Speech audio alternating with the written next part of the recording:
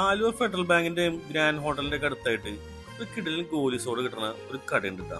അപ്പൊ ആ കടയാണ് ഞാൻ ഇന്ന് പരിചയപ്പെടുത്തുന്നത്. ഈ സൗണ്ട് നിങ്ങളൊന്ന് കേട്ട് നോക്കിട്ടാ.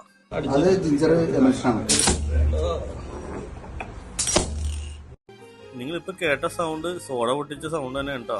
അതും അവിടെ നിന്ന് കേൾക്കുമ്പോൾ ശരിക്കും ഒരു ബോംബ് പൊട്ടുന്ന ടൈപ്പ് എഫക്റ്റ് ആണ്. അവരവിടെ തന്നെ അടിക്കുന്ന സോഡ ഉണ്ടത്.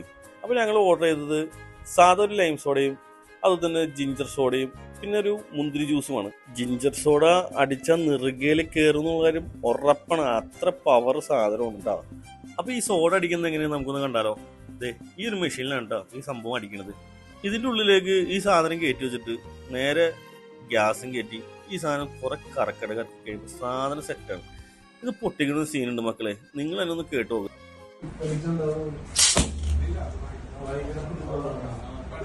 അപ്പൊ വെറുതെ ഉള്ള സ്പ്രൈറ്റും കൊക്കക്കോളൊക്കെ മേടിച്ച് കുടിച്ച് നമ്മുടെ ലിവറും കിഡ്നിയും ഒന്നും കളയണ്ട, ഈ സാധനം കഴിച്ചോ.